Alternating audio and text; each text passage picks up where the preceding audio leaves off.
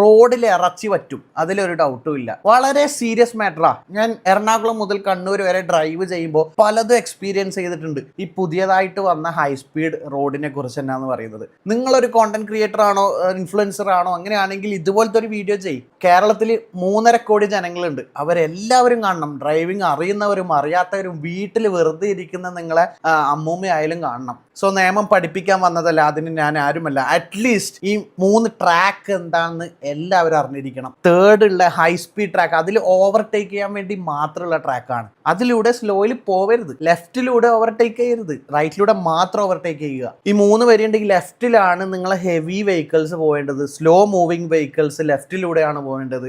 നടുവിലെ നിങ്ങൾ ക്രൂസ് ചെയ്യുക.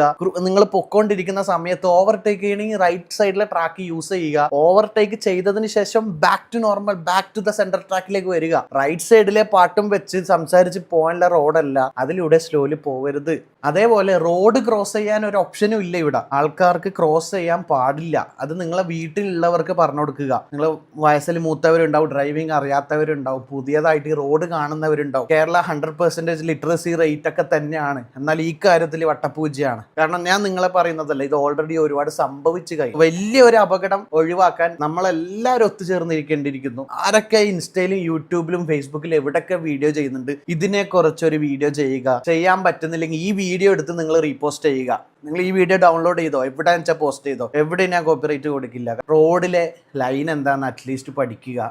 അല്ലാതെ ഈ ട്രാക്കിൽ ഇറങ്ങാൻ എനിക്കടക്കം നല്ല പേടിയാണ്. എന്തൊക്കെയാണ് സംഭവിക്കുന്നതെന്ന് കണ്ടറിയാനുണ്ട്. പിന്നെ ബൈക്ക് ഏറ്റവും കൂടുതൽ ഇതിൻ്റെ അകത്ത് ബൈക്ക് ഇപ്പോഴേ കയറാൻ തുടങ്ങി. സോ ഇവിടെ ബൈക്ക് റെസ്ട്രിക്ട് ചെയ്തത് നിങ്ങൾക്ക് സ്പീഡ് എടുക്കാൻ പറ്റാത്തത് കൊണ്ടല്ല. വൺസ് നിങ്ങൾ റോഡിലേക്ക് വീണ് കഴിഞ്ഞാൽ ഒരാളും നിങ്ങളെ സഹായിക്കില്ല. നിങ്ങളെ മുകളിലെ കയറി ഇറങ്ങും വണ്ടി. കാരണം ബ്രേക്കിംഗ് ഡിസ്റ്റൻസ് എന്ന് പറഞ്ഞാൽ 1-2 സെക്കൻഡ് കൊണ്ട് ഈ 100 വരുന്ന വണ്ടി സ്റ്റോപ്പ് ആവില്ല. നിങ്ങളുടെ മുകളിലെ കയറി ഇറങ്ങും 100% ഉറപ്പാണ്. സോ ബൈക്ക് ആവുമ്പോൾ നിങ്ങൾ വൺസ് വീണ് കഴിഞ്ഞാൽ റോഡിനെ നടുക്ക് നിങ്ങൾ കിടക്കും. കാറാണെങ്കിൽ അറ്റ്ലീസ്റ്റ് നിങ്ങൾ അതിന്റെ അകത്തെങ്കിലും ഉണ്ടാവും. റിസ്കി ആണ് ബൈക്ക്.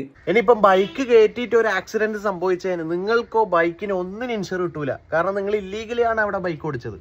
കാരണം അവിടെ റെസ്ട്രിക്റ്റഡ് ആണെങ്കിൽ നിങ്ങൾ കയറരുത്. അപ്പോൾ നിങ്ങളുടെ സേഫ്റ്റിക്ക് വേണ്ടിയിട്ടാണ് ബൈക്ക് ചിലയിടത്ത് റെസ്ട്രിക്ട് ചെയ്തത്. അതായത് ചില വെഹിക്കിൾ പാമ്പ് പോകുന്ന പോലെയാണ് ഈ റോഡിൽ പോകുന്നത്. ഫസ്റ്റ് ലൈനിൽ 3rd ലൈനിലേക്ക് ഒരൊറ്റ ക്രോസ്. അങ്ങനെയല്ല, 1 at a ടൈം നിങ്ങൾ ലൈൻ ചേഞ്ച് ചെയ്യുക. ലൈൻ ചേഞ്ച് ചെയ്യുമ്പോൾ ഇൻഡിക്കേറ്റർ ഇടുക. ഇൻഡിക്കേറ്റർ ഇടുന്നത് ലൈൻ ചേഞ്ച് ചെയ്യുമ്പോൾ സ്പോട്ടിലല്ല, ആദ്യമേ നിങ്ങൾ ബാക്കിലുള്ളവർക്ക് നോട്ടിഫൈ ചെയ്യുക, ഞാൻ ലൈൻ മാറുകയാണെന്ന്. സോ ഇത് വളരെ റിസ്ക്കിയാണ്. നിങ്ങൾ ഇത് അറിയില്ലെങ്കിൽ പഠിക്കുക, പറഞ്ഞു കൊടുക്കുക.